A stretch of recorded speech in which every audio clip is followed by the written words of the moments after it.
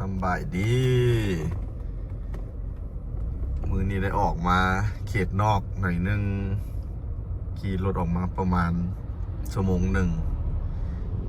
เอาอยู่แถวออกมาทางอันน่ะเขาเรียกว่าขัวปักขยิงขยุงขัวปักขยุงที่ออกมาหามิสเตอร์ไลท์อยู่แถวนี้เนี่ยมาต่ำโลเคชั่นกันอยู่แถวนี้นี่แหละนี่นะโดยอยู่แปะขวานี่แหละ600 เมตรก่อนฮอดขวาเข้ามาทางโพนโฮงกันนะ แต่มันมีทางลัดมาเข้าโมมาทางโพนโฮง Your destination is on the right. โอ้ฮอดแล้วได้นี่นะคนอยู่ใส่เอามาทางลัด โอ้ใกล้เบิ่งตามแผนที่อันนี้ทางลัดนี่บ้านมิสเตอร์ไลแล้วโอ้ มาแล้วอยู่แถวโพนโฮงขวา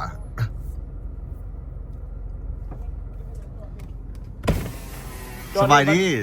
รัฐ เพราะว่าเขาจะเอารถคันพาจะเข้าสวน โอ้นี่กินเฟอร์กับมิสเตอร์ไลมากินเฟอร์แซ่บมิสเตอร์ไลนี่มีเลขาถ้าได้เห็นเลขาหลานสาวคนรถนี่นะแซ่บอยู่วะ แซ่บแล้วนี่ครั้งนี้นี่แหละ โอ้อันนี้ก็ใส่วะ ตามใจเราได้คุยเอาก็ได้นะ ผมบ่เคยใส่บอกรู้ชูเจ้าใส่กันเมื่อวะ บ่ทำบ่ได้ คุยเอาบางคน เดี๋ยวลองเห็ดเบิ่งเนาะ จะคุยจำเอาก็ได้นะ แต่ว่ามันโอเคแล้วนี่ แตงนะกระปุกแตงเขียว ของแท้เลยมาเขตนอกนี่ต้องแนะนำเอารถสูงรถพ่อแม่พี่น้องมาอยู่ลาว จะซื้อรถต่ำคือผู้ข่าผิดพลาดแล้ว ตามมันพื้นท้องมันทรมาน นี่รถมาหามิสเตอร์ไลอยู่เขตนอกพี่ได้จอดรถไว้เฮือน แข่งเวียงจันทร์ แข่งแม่งจันมิสเตอร์ไลซื้อรถสูงเว้ยนี่รถต่ำเขาได้จอดไว้อ้าวเม็นอีหยังอันนี้ปลูกซาวอ่ะ โอ้มักแตงแน่รัฐมักแตงแน่ เห็นสิมันแม่น ได้แม่นได้มักแตง แม่นอันนี้มันอยู่ลาวโมเมนต์อยู่อเมริกา อันกรีนห้ามักแตงนะเนาะก็เขาเอิ้นฮันนี่คอมบ่ เมลอน แม่นอยู่หน้าเขาเอิ้น อันนี้มันอยู่ลาวโมเมนต์อยู่อเมริกาเห็นมิสเตอร์ไลแล้วนึกว่าออกมาฟาร์ม บ่เป็นฟาร์มแอนซ่าได้นี่นะ โอ้เจ้าก็ฮู้หมดเนาะ มันคนละฟาร์มมันคนละฟาร์มเราอันนี้ก็ลานซ้ายนี่ คุณน่ะ มันจะไปไสนี่มึงมาจะมาหามึงครับไปไสมึงงานแล้ว ระวังตกนี่ตัวนี้มัน ขับรถเตี้ยมากกว่าได้แล้ว โอ้ ค่อยๆมามันใกล้สินะ หมูเป็นตาแล้วรถเตี้ยโอ้หมอสิพาไปฟาร์มหมอ ลาวเท้าฟาร์มมันอินเดอะฟิวเจอร์ยังจะเอาป้ายขึ้นอยู่ยังไม่ทันแล้วอันนั้นก็ลาวเท้าบาร์บีคิวน่าจะกายมานะ โอ้ เงินเธอนี่นะ โหสิใส่ซื้อนี่เลยว่ะ ใส่ซื้อ จับซื้อราวเท่านี่เลย เพราะว่าเธอสร้างมาได้ผู้ยุมีการสร้างได้ โอ้ มันขึ้นกับผู้นั้นได้มันค่อยซองคนบ่มีสิทธิ์เว้าอย่างได้นี่ สปอนเซอร์สั่งมา ค่อยเป็นตัวแทนนะ นี่เอาลูกปืนมาบุกเบิกอยู่แล้วนี่คนนี้เนี่ยโอ้นะโอ้แถวนี้เพิ่นปลูกมันกันเนาะแม่นบ่เนี่ย อันนี้มันต้นหางกู ขูดกันอยู่นี่มีคนทับซื้อแม่นบ่เนี่ย กาซิเมนดิ ที่แถวนี้ขูดหมดเพิ่นบ่ปลูกข้าวหรอกตัวนี้นะ ก็อาจจะ ตะกี้นี่อาจจะเป็นทงนาตะกี้ แมน เดี๋ยวนี้เปลี่ยนละ ก็สิเปลี่ยนระบบที่เขาแล้ว หรือว่าเข้าคือเขาอันนี้ ก็บ่ฮู้ว่าเขาเช็ดอย่างเด้อนี่นะหรือว่าหมายทางหมายนาว่า โวเล่ ผู้ใดไทยก้อนวันใดก้อน อันนี้มันเป็นดินรวมทหารนะได้ยินนะบ้าว่า ทหารเห็นนะ ทหารเฮ็ดเข้า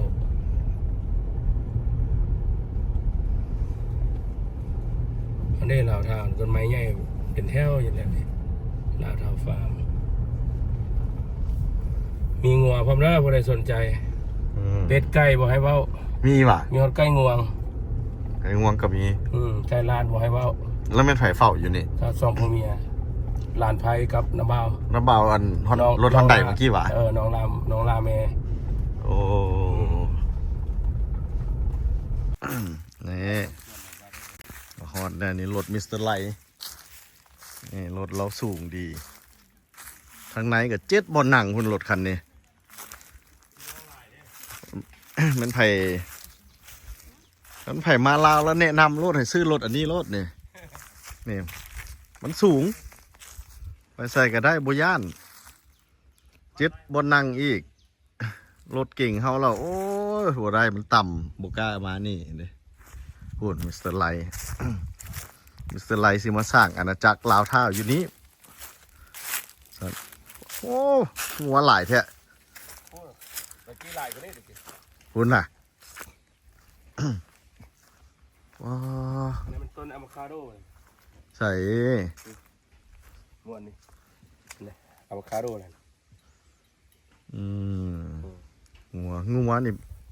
ไม่เงินเป็นคำทางนั้นได้งัวนี่นะ พอขายได้ราคานี่นี่หลายล้านนั่นนี่แต่ละตัวนี่ ในโซนนี้ลูกสาวคนเสียเงินให้นี่โซนนี้ กำลังปุเปล่ากำลังตอนนั้นคุดขุมหรือตัวหัน พูดแล้วแล้ว เงินไผ่เสียนให้ ครับพอเพิ่นได้แล้วก็ที่หาสร้างได้เต้บ่ฮู้แต่ว่าส่วนมากมันพอเพิ่นเฮ็ดเองพอผู้ถือนะ เป็นไผ่สปอนเซอร์ ก็ผู้ซื้อปุ๋ยไม่ข้าวไร่ โอ้โหแม่นางนั้นหาเงินได้ล่ะ เพิ่นอยู่อย่างคนนี้เดี๋ยวนี้ หาเงินได้แล้วสิปลุกเงินให้ ให้พ่อแม่อยู่ พ่อแม่เราหวะ อันนั้นมันแม่ผู้ใส่หมวกอันนั้นเป็นพ่อผู้เดียวคุณขี้อันใดเป็นพ่อแม่เพิ่นนี่ตัวเสื้อลายเนี่ย อืม ลูกสาวซื้อปุ๋ยคันซื้อแท้กับธันวาวงไซ โอ้ปลุกเงินให้พ่อแม่โอ้เราก็ได้บุญแล้วนี่นะ เงินมาโดบ่เงินมาเด้ว เออมีเป็ด แล้วบ้านนี้นี่หลังจาก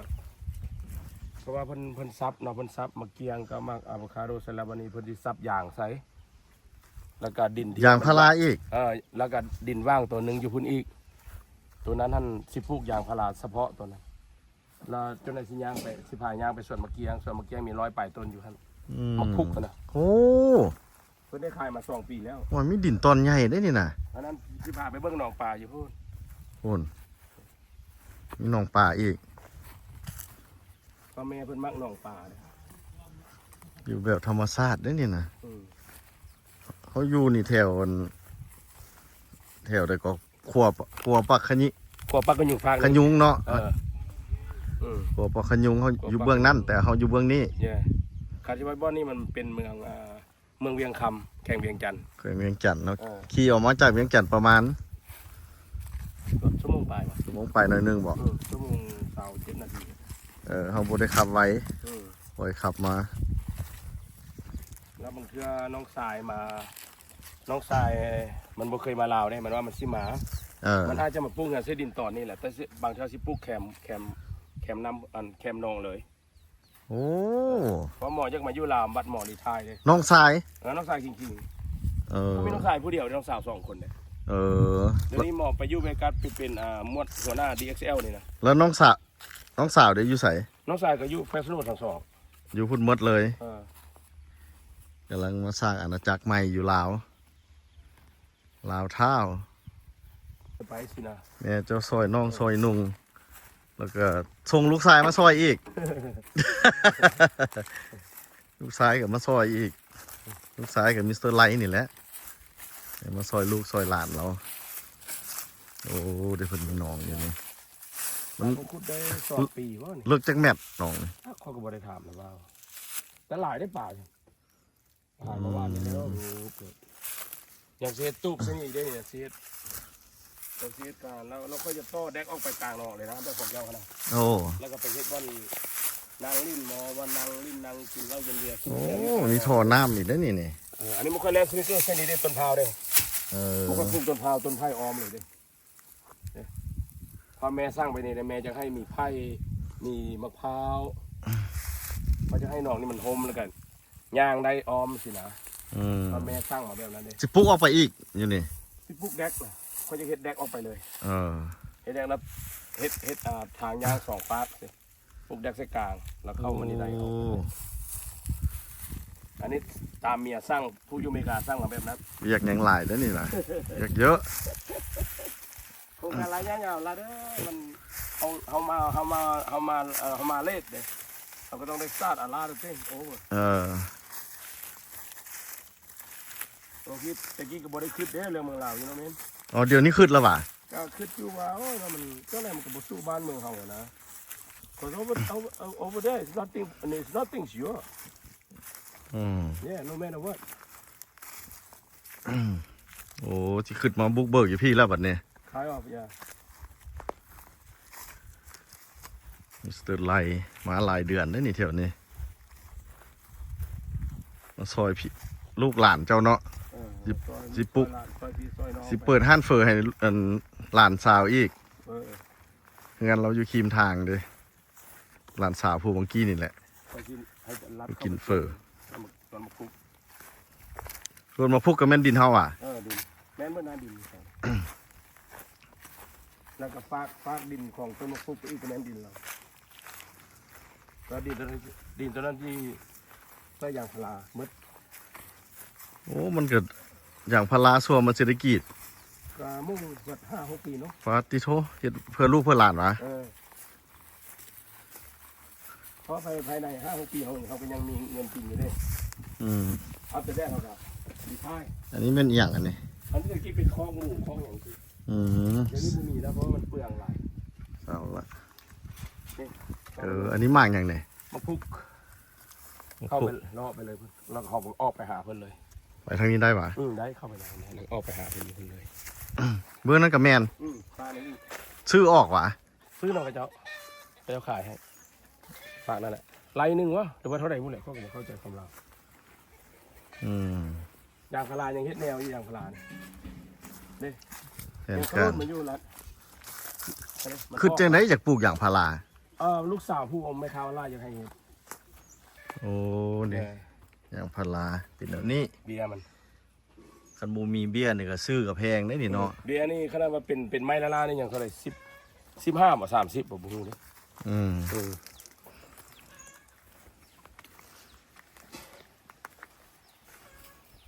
อันนี้โอ้เลี้ยงกบนี่นะคิดว่าใส่อันนี้บ่ให้กบออกเลยนี่ไก่งวงกับมีนี่ไก่งวงโอ้ไก่งวงสีนี่สีนี่แปลกเนาะมันสีแดงบุเคยเห็นไก่งวงสีนี่ได้นี่เดี๋ยวมีลูกมันอีกโอ้ขักเว้ยแบบธรรมชาติงวงเป็นดอกบกอะไรนกต้องอยู่น้ำกันเป็นคู่เนาะนี่เด้อันนี้ก็คู่อยู่ใส่ก็อยู่ได้คันมีคู่เนาะอันมักโมนี่เอามาจะใส่เนี่ย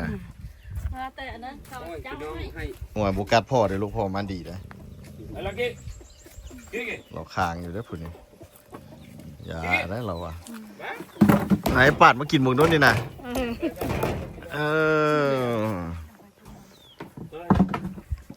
เละบ้านพุ่นอยู่ว่าเติร์มีที่หักอยู่นำอยู่ใส่กับอยู่ได้นี่เลยเอามาแต่ผู้แน่นมิสเตอร์ไลน์ก็ไปเอามาแต่ผู้แน่นไปออเดอร์มาจะใส่บริคำใส่ท่าแขกผู้แน่นออเดอร์มาจะท่าแขกพุ่นไม่ธรรมดาผู้สาวผู้นี่นี่ไรเราจะไปเห็นดิโโอ้เดือดเงินเพิ่นสองสั้นลูกสาวเพิ่นกำลังปลูกเงินให้อยู่หันเนาะกำลังตั้งเสาอยู่แบบมีความสุขนะเจ้าเนาะอันนี้ที่หักเพิ่นเกิดมาอยู่ไปอยู่มาก็พออยู่แล้วไปเห็นกันได้จังไหนคันว่าอยู่บริคำใส่พุ่นแล้วเขาไปแก้ไม้อยู่พุ่นเลยแล้วอยู่อันนั้นมหาไซแข่งขมวนพุ่นแล้วไปเจอได้จังไหนพุ่นเลย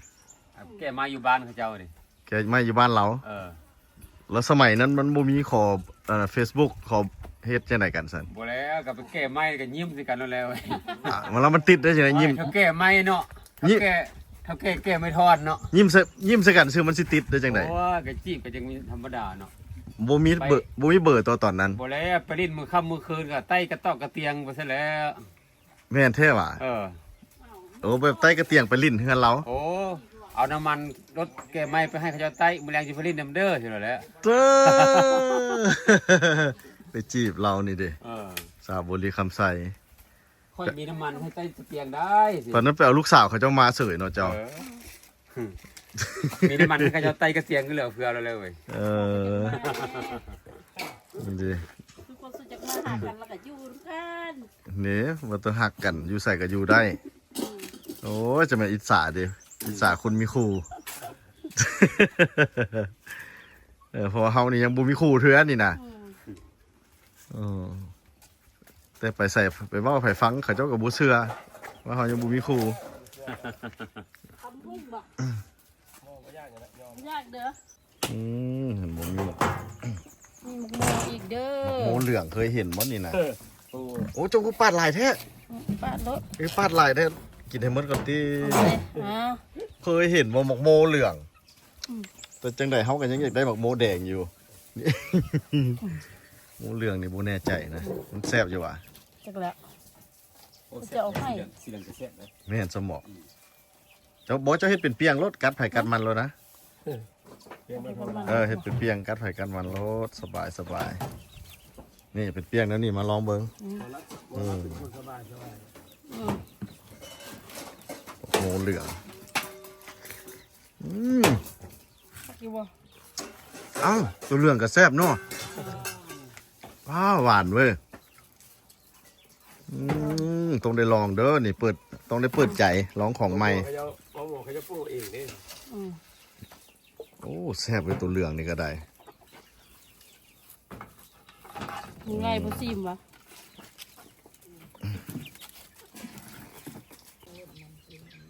นี่เพิ่นปาดสู่กิน จะได้วู้คนนี้เขาบอกคนเขาก็เว้าอยู่โอ้จะมาเนี่ยแหละผู้ชายบุญยะเห็นเขาว่า สีเหลืองนี่ก็แซ่บเพราะสีเหลือง ผู้สาวเอิด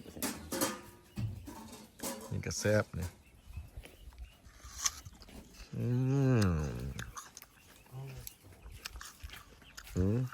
มันเพิ่นที่ตำมะฮงให้กิน อืม เพิ่นถามว่าสิกินไก่บ่สิฆ่าไก่เพิ่นโอ้ยก็บอกเพิ่นว่าอีตนไก่ย่าแหละ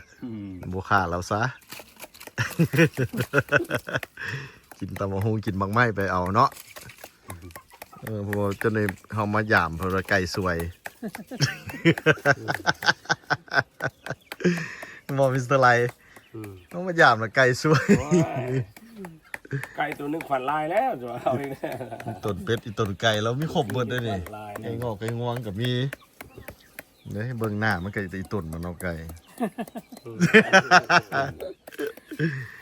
กิน ใกล้แล้ว กินมักไม้เอาเขาจำมักฮงมักแตงไปจังซี่ โอ้กับมันพอนยามมันยากมานี่มาจอแล้วแหละไก่นี่เต็มหมดแล้วพอนยามกิน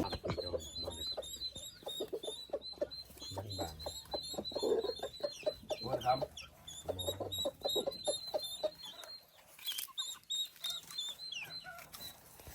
ธรรมศาสตร์นี่ ถ้าไปเขาจะมาโมวีแกนมาขาย ศาสตร์ ก็ ไก่ มีทางกิน มีเลยอเมริกามี มีว่ะ มีซิดเลสบ่มีแกนมักมีแกนหรือบ่มีแกนเขามีหมดอเมริกา นี่แต่อีต้นมันตัวเพิ่นมันยามเพิ่นก็สิต้มไก่ให้กินนี่ก็เดี๋ยวมันไก่กับอีต้นแล้วหน้าดำเพิ่นได้นางนี่นี่มันก็มีอยู่ข้างเขาอันนี้ก็ตอนมาทำอิฐค้างขึ้นๆใส่เดี๋ยวนี้มาอยู่ใกล้ตีนนี่เลยแบบนี้ยี มันมีกลิ่นได้มันมีกลิ่น ไปกินแล้วมันหวานหรอกพอให้พอแล้วพอมาดีได้โอ้ไก่งวงนั้นท้องมันคือเป็นแล้วนะมันเต็มว่ะมันหล่นอยู่เอิกมันทันนะขนออก มันตีกับไก่มันลาด ตีกับไก่ มันมาตีไก่ละ ไก่ที่ไปสู้มันใหญ่ บุบบั่มนั่นแหละไอ้ไก่กับทั้งตีทั้งเล่นแล้วไอ้ไก่ ไก่น้อย ตีทั้งเล่นแล้วไก่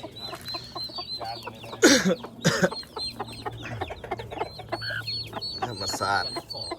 นี่ลูกไก่ไก่เป็นลาย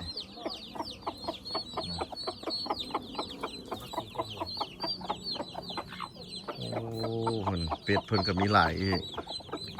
เอ้าไก่ตัวนี้ตกขึ้นบ่ได้เราห้องอยู่นี่เด้เราโอ้2 ตัวพุ่นนี่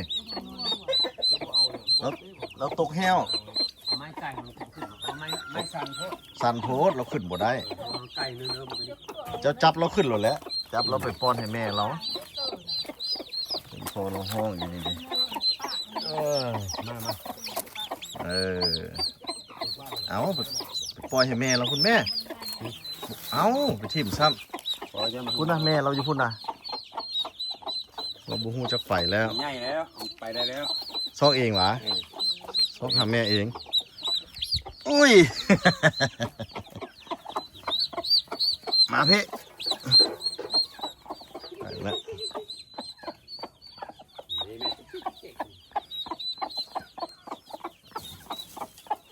นี่โอ้เมียเรามาอีหลีโอ้เราหู้เลยลูกเราอยู่นี่นี่มาล่ะมาเป็นแก้งเลยเขาเจ้ามีภาษาเขาเจ้าเด้อนี่มาอีหลีเห็นบ่นี่อันนั้นก็เรียนหากันอีกโอ้บุญเดบุเห็นด้วยตาบุอยากเสือได้เนี่ยห้องเอากันได้มาล่ะเขาจะห้องเอากัน ถึงซีมีเสียงหลาย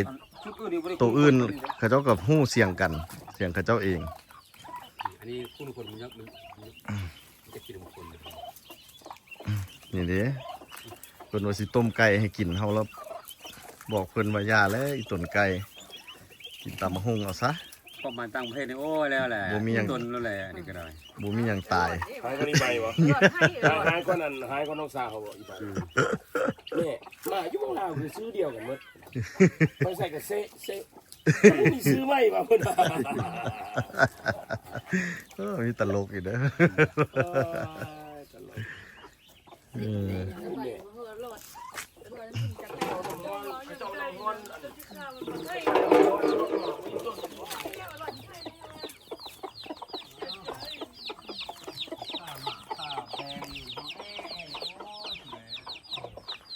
นี่คือว่าเรามีเป็ดตัวเดียวบ่แม่นเด้อเป็ดหลายตัวเติบแต่เป็ดนี่เราบ่ปากเว้ยเป็ดบ่มีเสียงเป็ดนี่เงียบ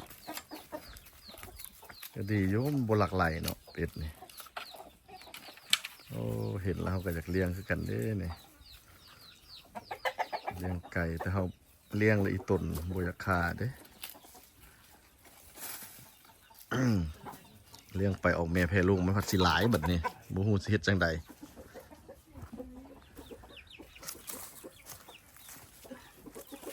แบบนี้อย่างอันนี้ โอ้มีป่าด้วยนี่นะโอ้เมียงเหน่งอยู่พุ่นมันอ่างอีหยังอันนี้มีป่าใหญ่บ่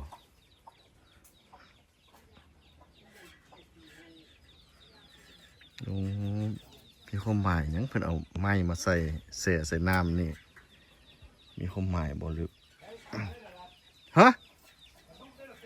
ปลาใหญ่หวะโอ้คักเว้ย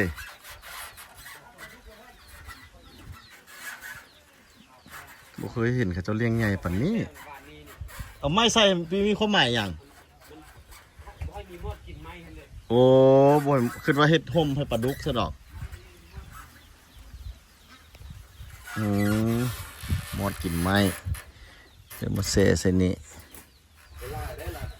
ฮะใส่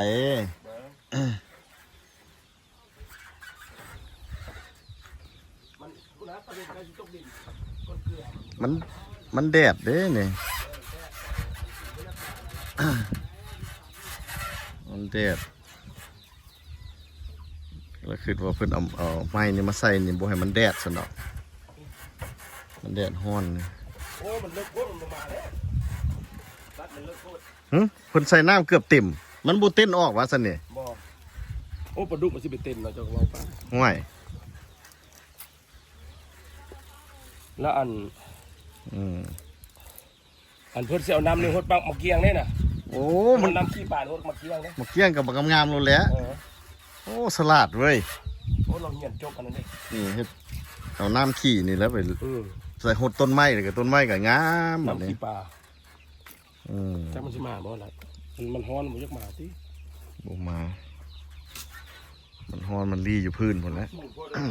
มันดีรถไปเลย อ้าเมียงเป็ดกับไก่ไปไข่อยู่น้ำกันเคยเห็นบ่ เต็มบ่ได้ทางใกล้อันนี้ พ่อแม่พี่น้องเลี้ยวไปเห็นหัวเป็ดกับหัวไก่อยู่กระตาเดียวกันนี่เด้นี่เด้นี่เด้หัวเป็ดกับหัวไก่ไปไข่อยู่น้ำกันอ้าวเรื่องแนวนี้ก็มีเสยเนาะ มันได้เฮ็ดเฮือนให้มันอยู่เฮือนเลย มันไปไข่น้ำกันได้เสย อยู่เฮือนแม่นหมดอ่ะแต่ละบ่ คือไปอยู่น้ำกันเนาะ มันหลายต่อหลายเนี่ย บ่อันคอยเว้านี่เป็ดกับไก่ได มันจำเป็นเด้ ว้า เป็ดกับไก่ไปไข่อยู่บ่ไปนอนเฝ้าอยู่น้ำกันโอ้ปลาดุกเริ่มมาแล้ว มาแล้ว มาแล้วลอยลายมาแล้ว นี่เด้เห็นแล้ว มันเห็นเยอะเด้แต่มันยังขอ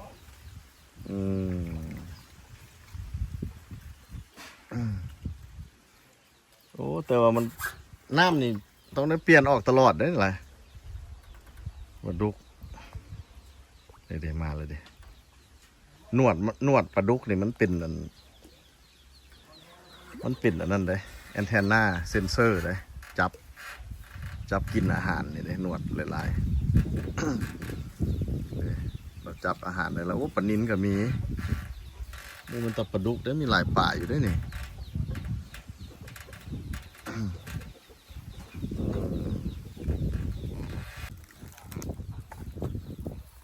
เคยเห็นว่าเป็ดกับไก่ฝักไข่อยู่น้ำกัน ลูกมันออกแตกออกมาเนี่ยมันสิโบซับสนว่ามันผู้ใดเป็นเป็ดใครเป็นไก่ ผู้นั้นเราอยู่ผู้เดียวของเราบุยไผ่เป็นญาติทางเรา แต่ตัวอยู่เทิงหันนอนหมูบอยู่น้ำกันอยู่ นี่เป็ดโอ้เป็ดนี่บูมีเสียงเว้ยนี่เรื่องเป็ดแนวนี้ก็ดีขึ้นกันมันบลักไลในบูมีเสียง นี่ครับ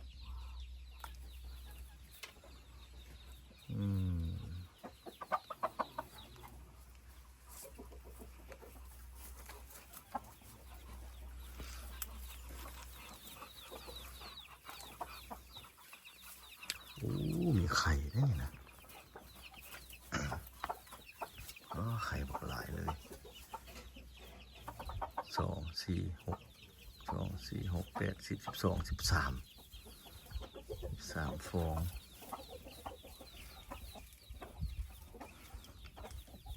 อยู่เทิงนะเป็ดกับไก่อยู่รวมกันเป็นญาติหางเดียวกันนี่หางกับบอกกระไหลอยู่เนี่ยบูมาไข่ใส่เป็นญาติอยู่รวมกัน แม่นางนี่อยู่ผู้เดียวแม่นางนี่สบายดี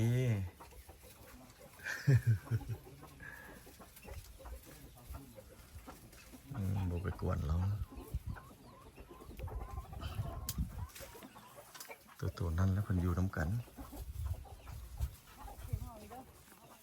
ก็มี มาโดนแล้ว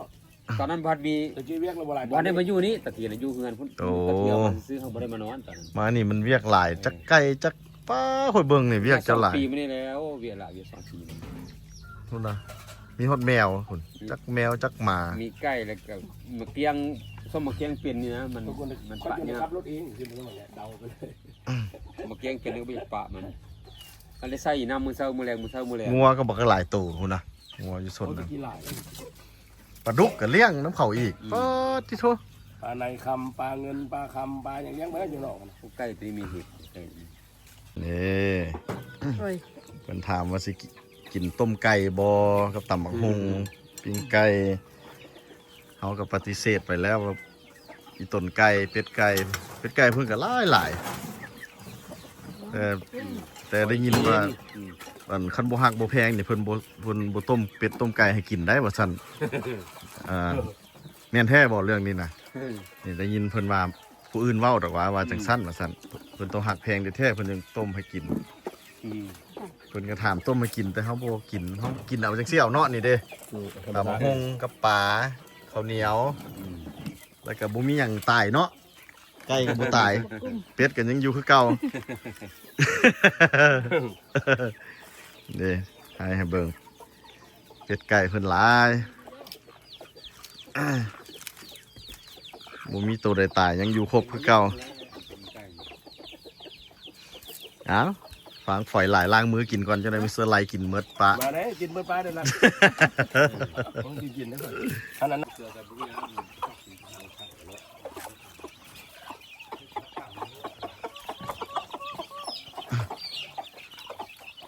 เราเกลือไก่หวานเกลืออยู่พุ่นจักเป็ดจักไก่หุ่มไป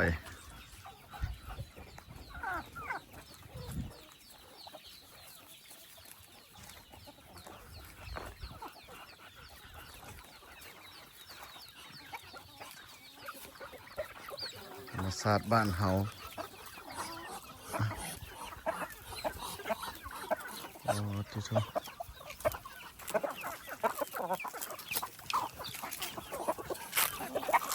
เราเอาอย่างมากินข้าวเปลือก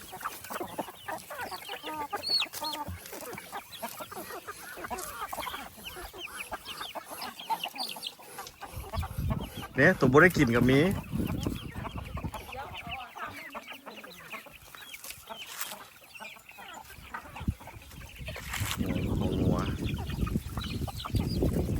งัวกับมาพองัว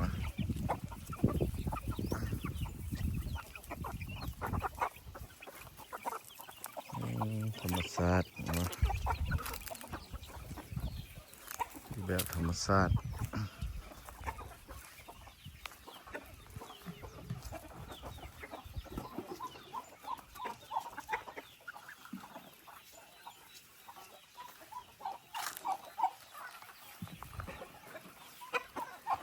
หลายชีวิตอยู่นำเล้านี่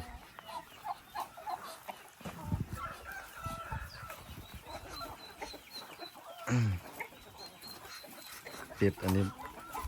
เป็ดตะเลี่ยงอยู่มันบนหลักไหลเป็ดอันนี้แล้วบุมีเสียงแล้วค่อยๆนั่น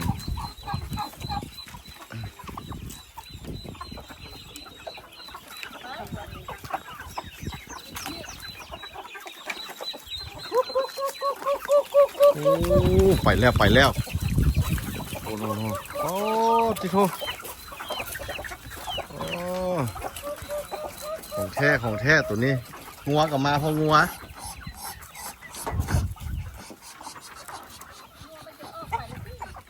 กับมา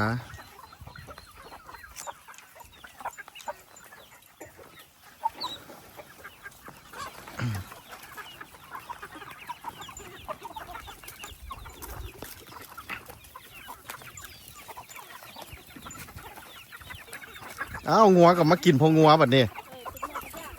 งัวกับยากคือกันแต่งัวบุกินอาหารเป็ดไก่ที่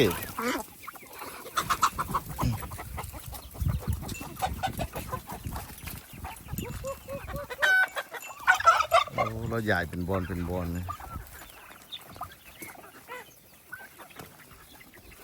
นั่นอีกอย่างว่าหำของแซ่บ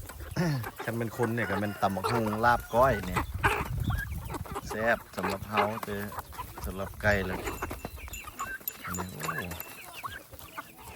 อ้เราไปใหญ่ไว้แต่ละบอล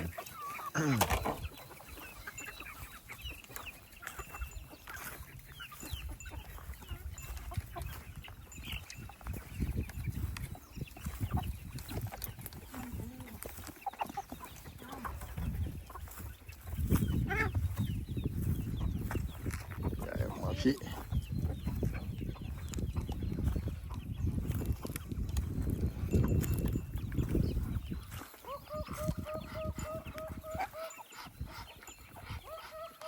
โน่นกู อ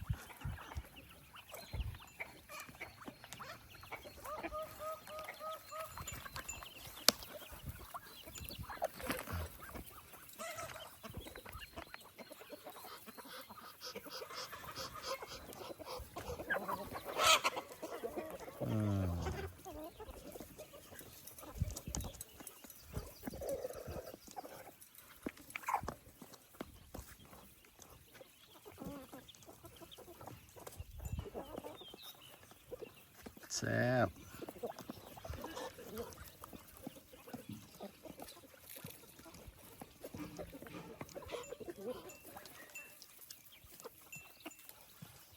เป็ด เป็ดกับไก่นี่กินอาหารเดียวกันเว้ยมีหำเขาวเปลี่ยน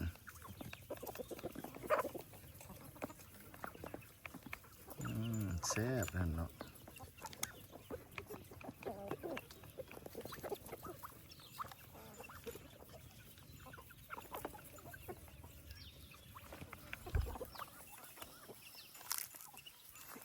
ไปแก่นั่นก็มี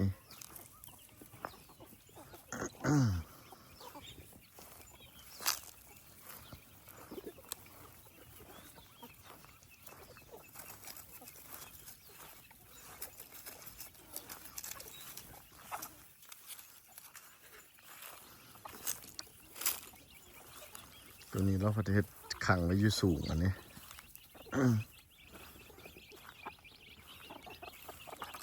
ขังไว้อยู่สูงกันเป็นเฮือนคนกับเป็นสั้นสองได้นี่เราบนแยกทั้งลูกทั้งแม่เห็ดปองให้รอดเข้าไปหมายว่าบ่ให้แม่มาเบื้องนี้คันจะกินลูกให้ลูกมาเบื้องนี้ แล้วเห็ดมีความหมายยันแม่เราเคลียร์มันบ่ก็เลยได้แยกหัวอาหารออกยันแม่เคลียร์เดี๋ยวเพิ่นเห็ดปองเป็นเห็ดขันห้องได้นี่นะ กลางคืนกัน ขันห้อง ลูกมันไปนอนน้ำแม่มันฝากมื้อนั้น ขันบุขันแล้วแม่สิไปเคลียร์อาหารเพหมด อ้าวแม่ก็เอาหัวปอนเข้าไปได้ นี่เราต้องให้น้ำเวียกหลายเวียกเจ้านี่ เบิ่งคักแล้วนี่เวียกหลายแล้วนี่นะตัวนี้ นายเวียก หลายเวียกแล้ว ในย่านเด้อ แต่เราผลมีความสุข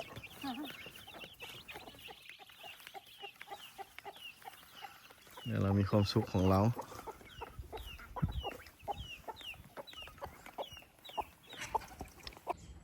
บัดนี้ มาเฮือนมิสเตอร์ไลละ เมื่อกี้เป็นเงินไฟอันนี้ อ้าว3ตู่มันคือคนละไซส์กัน อันนี้แม่นอันเพื่อนจะไปให้ตัวนั้น อันนี้เป็นหมาแม่สองตัวนี้เป็นตัวผู้เพิ่นบ่เอา คนมันบ่แม่นไอ้น้องกันติ บ่ เบิ่งไซส์แล้วมันบ่คือกันนี่นะ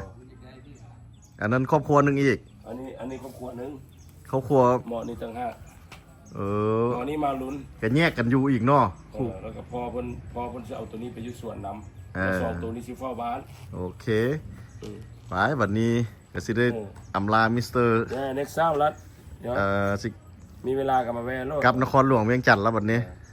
พุ่นน่ะบ่ค่อยได้ไปเวียงก็ไปแวะลิ้นนำดอก หรือว่ามีอหย่างกับแซนหาสีขี่ออกมาลินน้ำทางบักได้ดีมานี่ โอเคบ่ ขี่จอดมาบ่เดียวเนาะ สบายแล้วบัดนี้น่ะเกี่ยวหูน่ะ20 โอเคสนะเอาสันเท่าก็สิขอจบวิดีโอฮอกก่อนกลับนครหลวงเวียงจันทน์ก่อน เจอกันไหมเอา โอเค brother thank you for coming ขอบใจได้ละขอบใจหลาย เจอกัน เออ